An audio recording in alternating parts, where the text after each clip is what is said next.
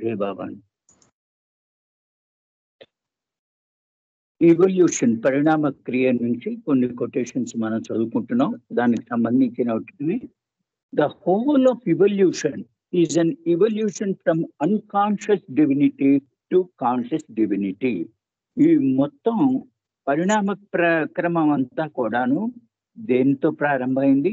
తను ఎవరో తనకు తెలియనటువంటి స్థితి నుంచి తను భగవంతుడిని తెలుసుకునే స్థితి దాకా ఈ మొత్తం ఈ పరిణామ క్రియ అంతా జరుగుతోంది. In which God himself assumes an infinite variety of forms.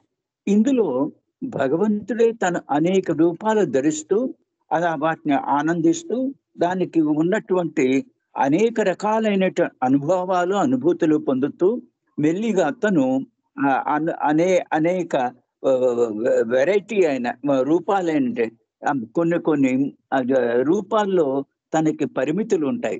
ఆ పరిమితులు కూడా అనుభవిస్తూ, అంటే తనకు తనే ఆ జీవికి పరిమితులు ఉంటాయి. ఆ పరిమితులు కూడా అనుభవిస్తూ అతను చివరికి తను భగవంతుడిని తెలుసుకుంటాడు. Evolution from the stand point of creator is a divine sports. ఇది భగవంతుని యొక్క ఒక రమ్యమైనటువంటి ఒక ఆట. అతనే తను ఏమిటో తనకు తెలియని స్థితి నుంచి తను భగవంతుడిని తెలుసుకునే స్థితి దాకా ఉన్నటువంటి ఈ సృష్టి అంతా మొత్తం ఆయనకి ఒక దివ్యమైన ఒక ఆట. A person has to pass through three stages before realization. ఒక వ్యక్తి తనని తను భగవంతుడి కింద తెలుసుకునేదాకా 3 రకమైనటువంటి స్థితుల నుంచి అతను జీవితం గడుపుతూ ఉంటాడు. అదేమిటంటే evolution, reincarnation and advancement on the path. అదేమిటంటే పరిణామ ప్రక్రియ అంతా తను అనుభవించి తను పొంది తర్వాత మానవ రూపం వచ్చిన తర్వాత పునర్జన్మను అనుభవిస్తూ తర్వాత ఆధ్యాత్మిక మార్గంలో అడుగుపెట్టి దానిలో క్రమక్రమంగా దాన్ని పొంది తను భగవంతుడిని తెలుసుకునేటువంటి స్థితికి చేరేదాకా మొత్తం అవి అన్నీ కూడా 3 స్థితులు. From stone to animal to human form is evolution. ఈ ఎవల్యూషన్ అంటే ఇప్పుడే రామకృష్ణ గారు చెప్పారు, రాతి రూపం దగ్గర నుంచి నేను మానవుడు రూపం ధరించేదాకా మొత్తం ఈ ప్రక్రియ అంతా కూడా పరిణామ ప్రక్రియ. This first stage. ఇది మొదటి స్థితి. With the human form evolution ends and the cycle of rebirth begins. ఈ మానవ రూపం రాగానే ఈ పరిణామ ప్రక్రియ మొదలెడుతుంది. ఏమిటి అది? పునర్జన్మ అనేది అక్కడ ప్రారంభమవుతుంది. అది ప్రారంభమైంది. This is the second stage. ఇదేమో రెండవ స్థితి. The third stage is involution to the spiritual planes. ఎప్పుడైతే ఆధ్యాత్మిక మార్గంలో అతను అడుగు పెడతాడో అక్కడి నుంచి అంతర్గత ప్రయాణం చేసుకుంటూ అనేక రకాలైనటువంటి ఆధ్యాత్మిక స్థితులను ప్లేన్స్ గతులను దాచుకుంటూ మొత్తం 7 భూమికి దాకా వచ్చేదాకా అతను ప్రయాణిస్తాడు. ఇవి మొత్తం 3 రకాలైనటువంటి స్థితుల్ని బాబా ఇక్కడ చెప్పారు. In Africa there is a full swing of evolution. ఇప్పుడు ఆఫ్రికా ఖండం తీసుకున్నాం అనుకోండి, అక్కడ మొత్తం రాయి దగ్గర నుంచి అన్ని రూపాలు ధరించి మానవ రూపం ధరించేది అన్ని రకాలైనటువంటి రూపాలు అక్కడ ఉన్నాయి. As all types of animals, plants and metals are found there. ఎందుకని? అక్కడ అన్ని రకాలైనటువంటి జంతువులు, తర్వాత వృక్షాలు, తర్వాత ఖనిజాలు, ఇవన్నీ కూడా ఆఫ్రికా ఖండంలో అవి ఉన్నాయి. In Europe and America reincarnation is intensified with numerous people taking birth after birth entangled together. ఇక్కడ ఆఫ్రికా దేశంలో వదిలిపెట్టి అమెరికాను తర్వాత యూరోప్ ఖండాలను తీసుకున్నట్టయితే అక్కడ పునర్జన్మ అనేవి చాలా తీవ్రంగా గడుపుతూ ఉంటాయి. తర్వాత అనేక రకాలైనటువంటి జన్మలు తీసుకుంటూ అనేక రకాలైనటువంటి చిక్కుల్లో ఇరుక్కుంటూ మొత్తం మానవుల యొక్క మధ్యలో ఉన్నటువంటి ఆ యొక్క పరిణామ జన్మ పునర్జన్మని గడుపుతాడు. In Asia there is a spiritual progress and advancement on the path. ఈ ఏషియన్ భాగాలకు వచ్చేటప్పటికి మనకేమో ఆధ్యాత్మిక పురోగమనం అన్నది ఇక్కడ జరుగుతుంది. ఇక్కడేమో ఈ ఆత్మ ఇక్కడ మొత్తం ఆధ్యాత్మిక పరమైనటువంటి పురోగతి జరుగుతుంటే ఇక్కడ that is why saints and masters are found in the East, particularly India. ఆ విధంగా అందుకనే ఇక్కడ తూర్పు దేశాల్లో ప్రత్యేకంగా ఆ భారతదేశంలో అనేక రకాలైన గురువులు, సద్గురువులు జన్మిస్తూ ఉంటారు. The evolution of the world began 2 billion years ago, and evolution which started from the nebula. కిందసారి మనం చదువుకున్నట్టు ఈ నెబ్యులా దానిలోంచి మొత్తం ఈ భూమి పుట్టింది. అది ఎప్పుడు 2000 బిలియన్ సంవత్సరాల క్రితం ఈ భూమి ఆ నెబ్యులా నుంచి విడిపడి ఒక భూమి కింద ఉంది. Will last until the completion of the cycle. ఈ యొక్క ఇక్కడ అన్ని రకాలైనటువంటి అనుభవాలు పొందుతూ ఈ భూమి మీద అది జన్మలు ప్రారంభించింది. When the Mahapralaya, the total dissolution of the universe will take place. ఎప్పటిదాకాను మహాప్రలయం అనేది వస్తుంది. దానిలో మొత్తం అంతా ఈ సృష్టి క్రమం అంతా ఒక్కసారి కలిసిపోతుంది. దాంతో అదేమో అది తీసుకునేదాకా ఇక్కడ ఇవల్యూషన్ అనేది పరిణామ ప్రక్రియ భూమి మీద ఎలా జరిగిందో బాబా ఈ కొటేషన్ లో చెప్పారు. The whole evolutionary process is within the domain of imagination. మరి ఇంత నీకు కనిపిస్తున్నటువంటి ఈ పరిణామ ప్రక్రియ అంతా కూడా నువ్వు దేని వల్ల జరుగుతుంది అనుకుంటున్నావు? ఇదంతా కూడా నీ యొక్క ఊహలోనే ఉంది. ఎక్సలెన్స్, సమర్థత, మానవులకి ఉన్నటువంటి వివిధమైన సమర్థతను గురించి ఇక్కడ బాబా చెప్తున్నారు. It is good to excel in whatever one takes up. నువ్వు ఏ మార్గాన్ని అయితే ఎంచుకుంటావో మానవ జన్మ వచ్చిన తర్వాత అదేమో నువ్వేమో దానిలో సమర్థత సంపాదించడానికి నువ్వు ప్రయత్నం చేస్తావు. So long as with excellence there is feeling of humility. ఎప్పటిదాకా నువ్వు నీ సమర్థతతో పాటు వినయ విధేయతలు కూడా నువ్వు కనుక తీసుకున్నట్టయితే అప్పటిదాకా నీ యొక్క సమర్థతని ఉపయోగించుకోగలుగుతావు. For this leads to love of God. ఈ వినయము తర్వాత నీ సమర్థత ఈ రెండు కలిసి కూడా నేమో భగవంతుడి ఎడల ప్రేమ కలిగేటట్టుగా అవి ముందుకి నేను తీసుకెడతాయి. And to love God as he should be loved is the best excellence. అన్ని నీకు సమర్థత ఉంది కదా, ఆ సమర్థతతో నీవు భగవంతుణ్ణి ప్రేమించడంలో కనుక ఉన్నతోన్న స్థితి కనుక నువ్వు జరగలిగినట్లయితే అది అసలైనటువంటి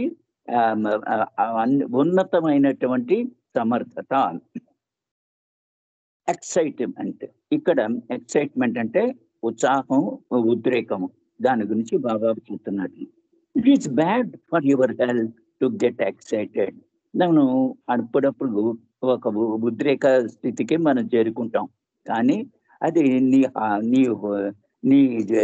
హెల్త్కి, నీ ఆరోగ్యానికి అది కొంచెం అఘాతం కలిగిస్తుంది, మంచిది కాదు ఆ ఉద్రేకత తీసుకురావడం అనేది. It is bad for me. అది అందరికీ కూడా అదేమో చెడ్డదిగా అంటే హెల్త్ పాడు చేయడం వల్ల ఉద్రేకత, ఉత్సాహం అన్నవి ఒక రకమైనటువంటి ఒక కంట్రోల్లోనే ఉండాలి తప్ప అది ఎక్కువగా అయిపోయినట్టయితే ఆరోగ్యం మీద దెబ్బతింటుంది. And bad for you and your nerves. నీ యొక్క నరాలన్నిటికీ కూడా అది దాని మీద నీ నరాల మీద ప్రభావం చూపిస్తుంది. It is bad for your mind. అది నీ మనసుకి కూడా అది మంచిది కాదు.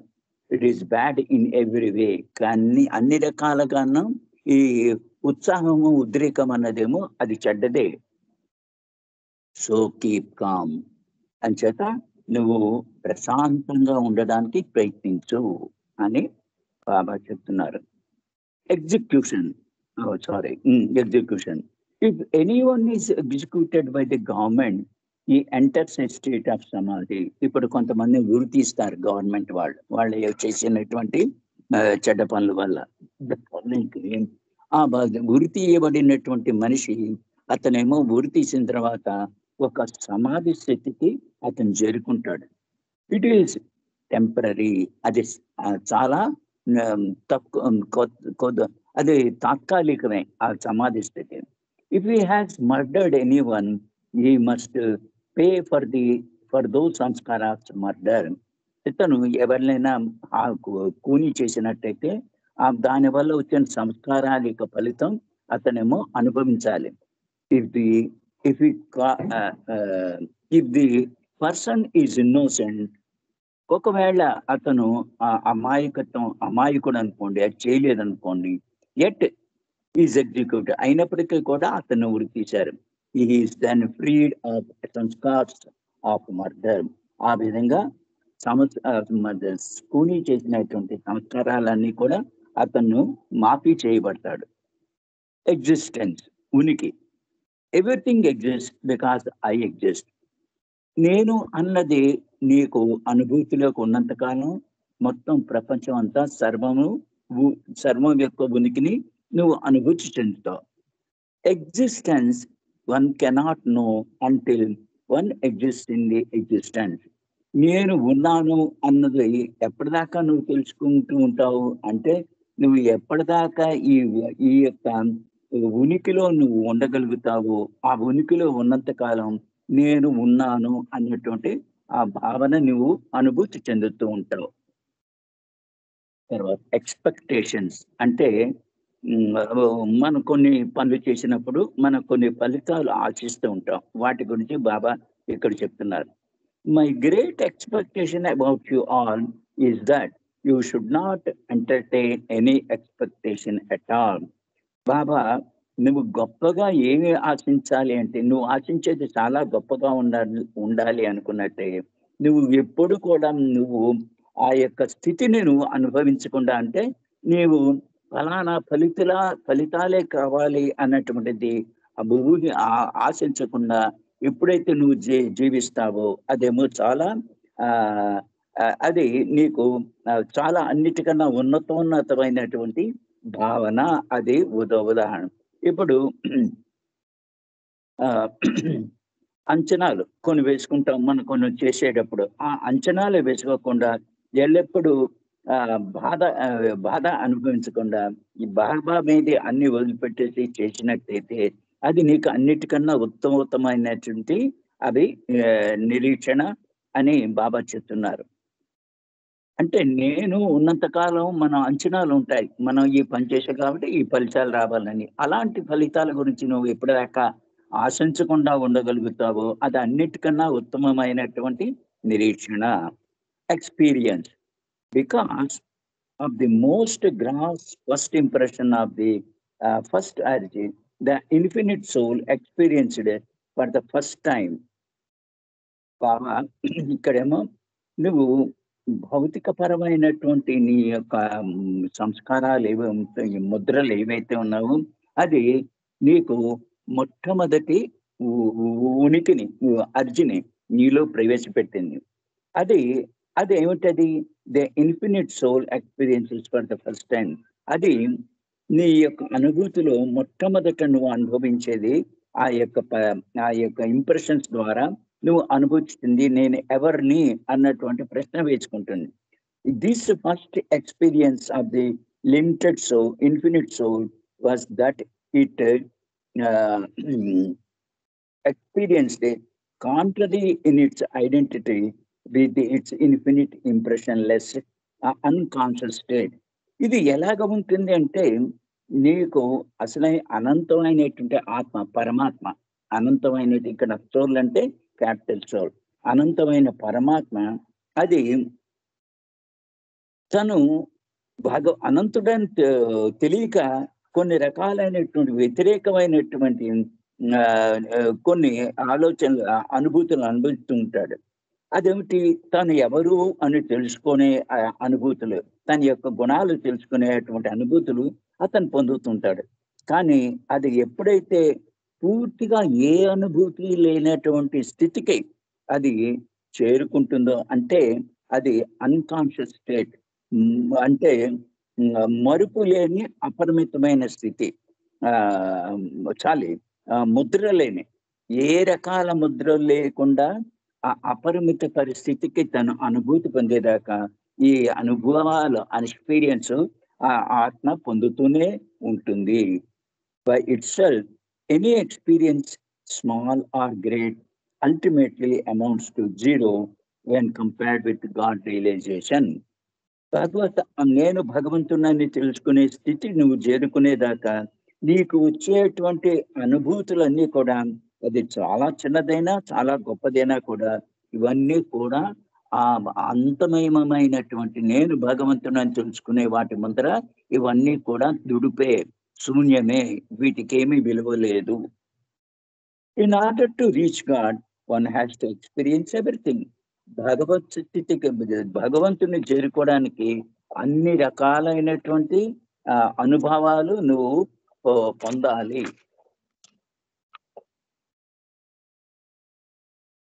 There is a course of experience through which every being must pass to realize God.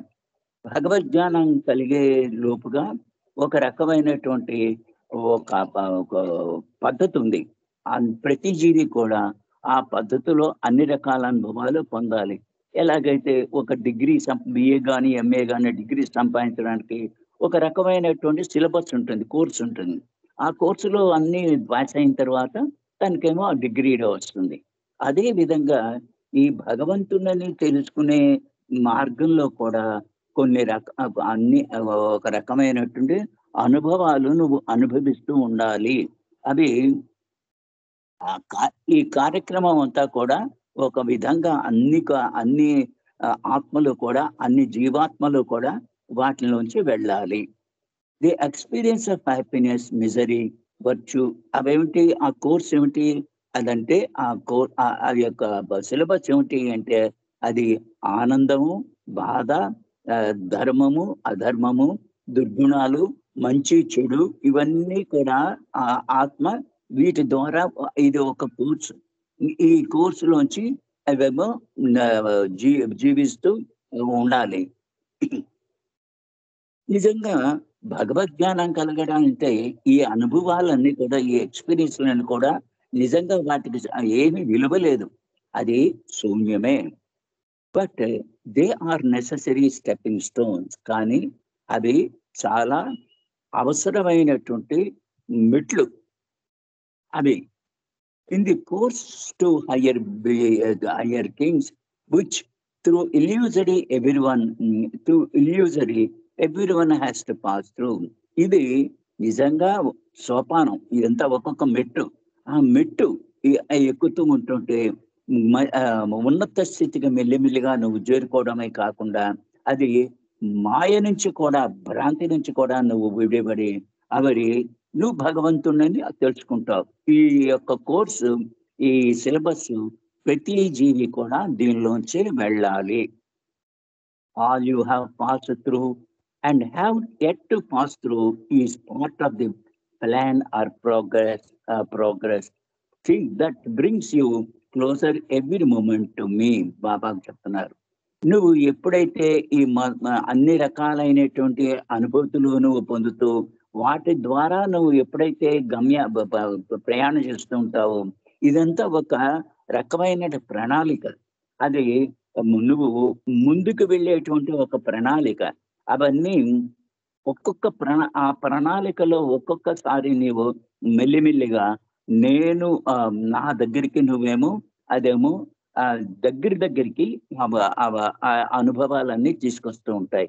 అన్ని రకాల అనుభవాలు చివరికి గమ్యం భగవంతుల్లో ఐక్యమవడమే. ఈ విధంగా మెల్లిగా ఈ అనుభవాలన్నీ అనుభవిస్తుంటే మెల్లిమెల్లిగా నాకు నువ్వు దగ్గరవుతూ ఉంటావు అని బాబా ఇక్కడ చెప్తున్నారు. ఎక్స్‌పీరియన్సెస్, ఇన్నర్ ఎక్స్‌పీరియన్స్, అనుభవాలు, అంతర్గతమైనటువంటి అనుభవాలు. Although it is good to have inner experience, it is very dangerous to attach any importance to them. నీకు అంతర్గతమైనటువంటి అనుభవాలు చాలా జరుగుతూ ఉండొచ్చు. బాహ్యంగా మన జీవితాల్లో కొన్ని అనుభవాలు బాహ్యంగా పొందుతూ ఉంటాం. కానీ అంతరాత్మ యొక్క వైపు వెళ్ళినప్పుడు అనేక రకాలైనటువంటి నీకు అనుభవాలు వస్తూనే ఉంటాయి. కానీ వీటికి ఏ రకమైన ప్రాముఖ్యత లేదు. ఆ రకమైనటువంటి ప్రాముఖ్యత వాటికి ఇవ్వకుండా నువ్వు ఉండగలగాలి. అవునండి.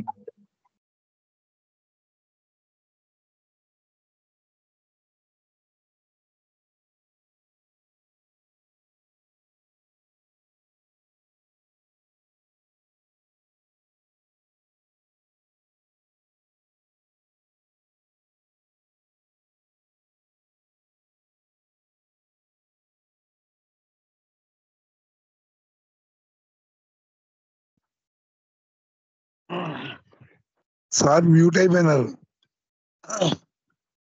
శర్మ గారు. మ్యూట్ లో ఒక నిమిషం ఆగమన్నారు, చెప్పారు. అదే ఫోన్ వచ్చినేమో.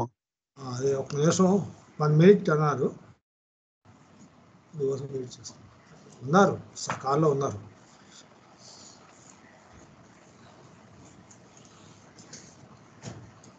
సార్ జయమల సునాని గారు.